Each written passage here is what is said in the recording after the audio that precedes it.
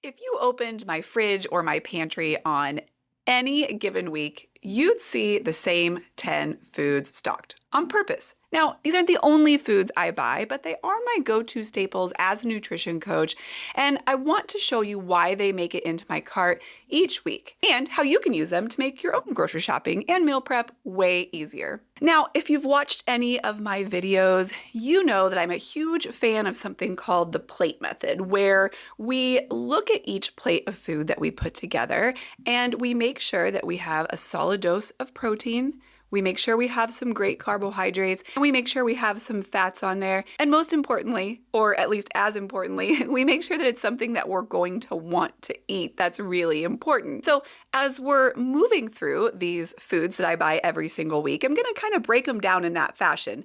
My proteins, my carbohydrates, my go-to fats, and then just some extras that I get in there every single week. And we're gonna start with protein because it's the foundation of every meal I build. If you can nail down just a few solid protein staples, the rest of your nutrition gets so much easier. So we're gonna dive in there. Number one thing that I'm gonna put on this list is meat. Now, I'm not going to break that down individually by meat, but one of the biggest things that I want to express here when you're choosing which meats to put into your cart is that all meats are on the table. A lot of times I'll have clients get started early on and they think that because they're trying to eat healthier that they can only have chicken. That simply isn't the case, all right? All of the animal sourced meats come with value. They come with vitamins and minerals. In fact, red meat is one of the nutrient dense foods per calorie that you can find out there. So always in my cart, you're going to find beef, all right? I really, really enjoy it. Now, truth be told, I don't actually buy this from the grocery store. Typically, we'll pick up our beef from a local farmer here. Another great way that you can pick up beef or really any meats is if you live in a town that has a smaller grocery store, usually at least once a week. And honestly, it's usually the same day a week. If you go talk to the manager, they'll probably tell you.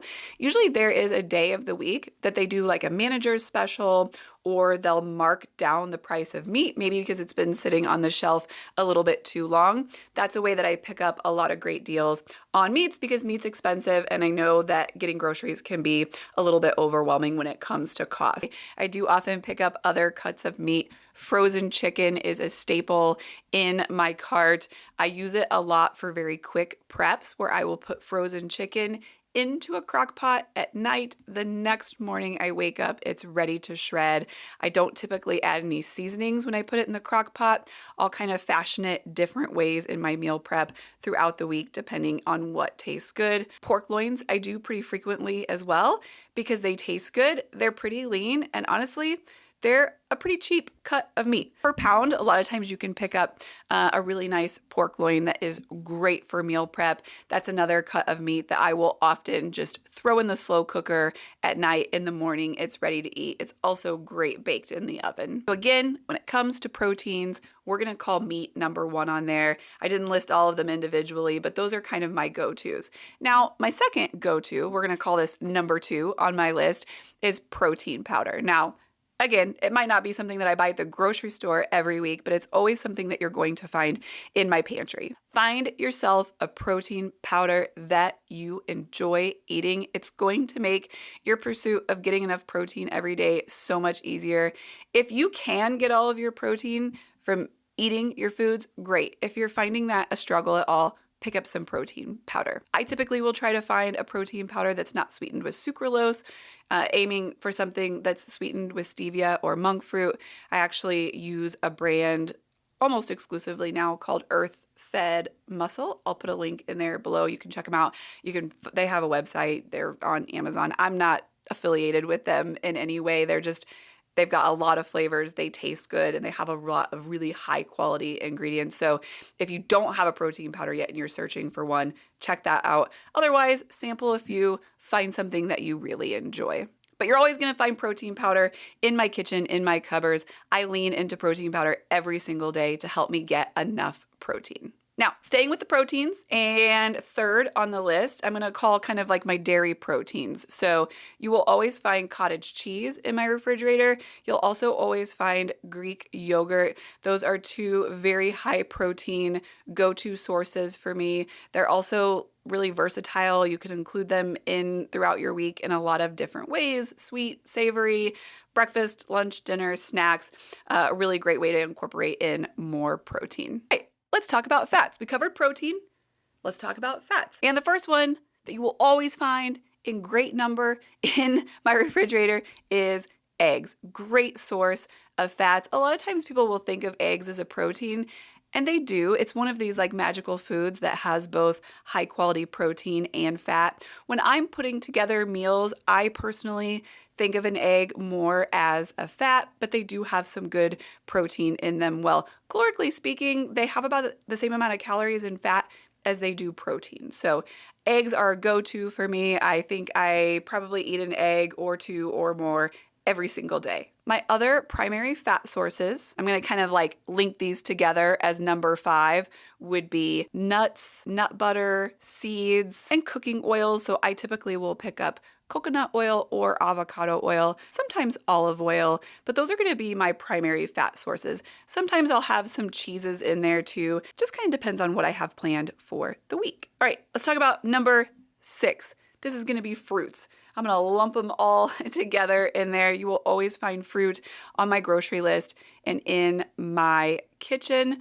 My go-to fruit choices are bananas. They're just easy to pack around. They've got a lot of great fiber in them. I also love apples and berries. Fruits can get a little bit pricey, especially right now in 2025. Frozen fruit is another great option. And I know a lot of times people think that frozen maybe means processed, but a lot of times frozen fruit choices are actually a little bit fresher because as soon as they get picked, they get frozen. Froze? I'm not sure the right way to say that. So check that out too if you're like, gosh, I really am interested in strawberries, but they're $50 a case or whatever. They're like, a lot of times they can be really pricey. That's an exaggeration, but head over to the frozen fruit area. A lot of times I will pick up frozen cherries and frozen blueberries and then like some different mixes. So that's a really great way to add in some fruits too. Number 7, let's talk about vegetables. Got to get some vegetables in there. First and foremost, when you're shopping for vegetables, buy vegetables that you like. Don't buy vegetables that you don't like. That sounds ridiculous, but I see it all the time. I've done it myself. Have you ever gotten a vegetable like, let's say kale, and you're like, I'm gonna start eating healthy. I'm gonna get this kale, and you get it home and you put it in your fridge, and then you don't get it out of your fridge again until it's time to throw it away. I know you've done that before, okay?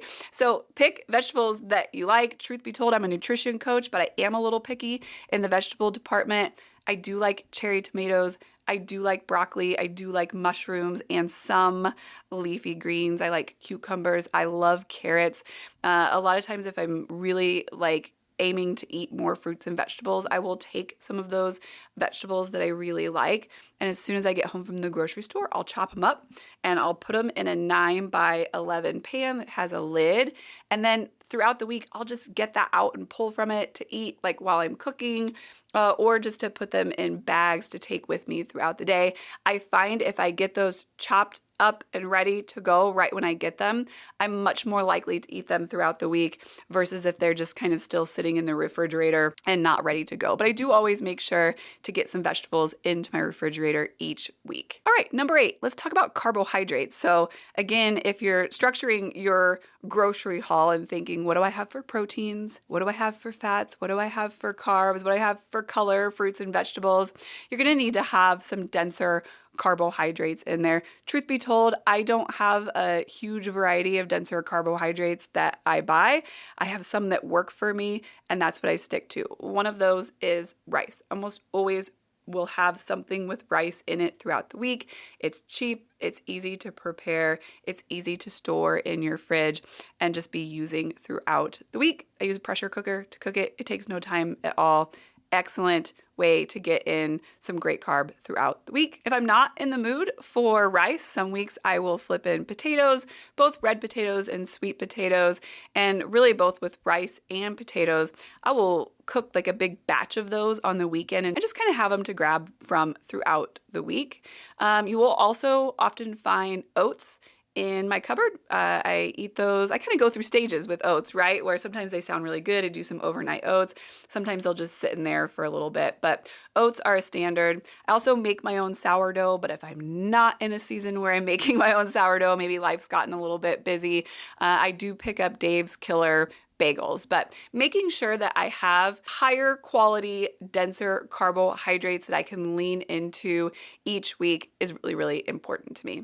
So we've kind of covered foods, right? Like we've got great protein choices, we've got carb choices, we've got fat choices, we've also added some fruits and vegetables in there, all of the things that you need. Let's talk about drinks. I am a huge fan of LaCroix. Some people are, some people aren't. It keeps me out of some other kind of sweetened, sugary drinks. It's calorie free. It also kind of just hits the spot when you're really thirsty. So I always have, honestly, quite a few cases of LaCroix in my fridge at any given time. Lastly, number 10, I will say something that I consume every single day is Element.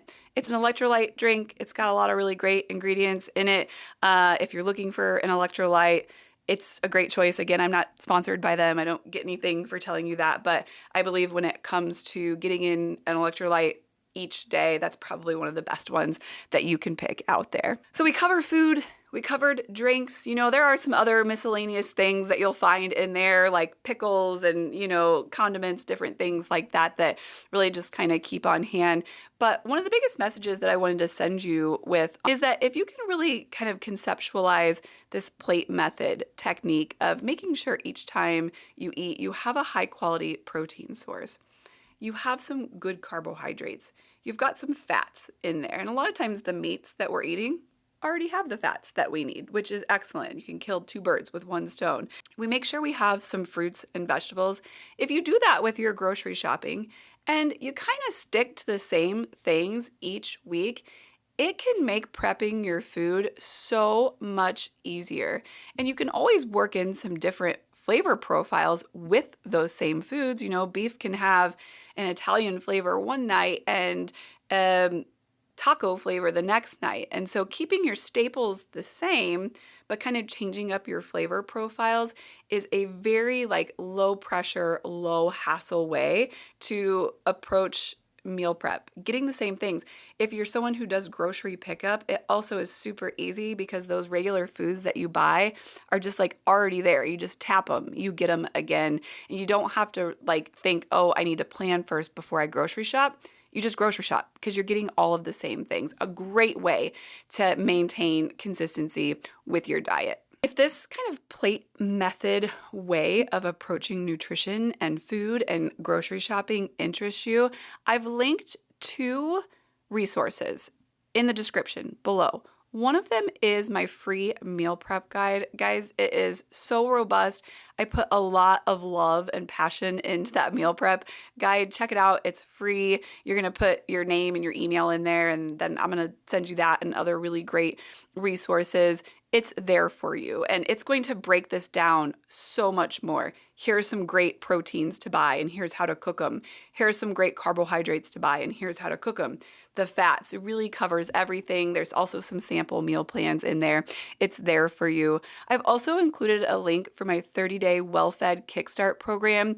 If you're kind of excited right now to make some changes, you've got some extra motivation, but you aren't quite sure how to hit the go button, that program is specifically for you every day for 30 days. I'm going to walk you exactly through which habits to hit to really get rolling again and to feel on track with your nutrition. There's also a lot of really great free resources in there to keep you moving, recipes, really all of it. So check it out. They're there for you. Like, subscribe, follow along. I'm a nutrition coach, and more than a coach, I really think of myself as an educator. I love talking about food. I love showing people that they're capable of understanding the same things about food that I know. And I'm here to teach you that. So stick around. Have a great day.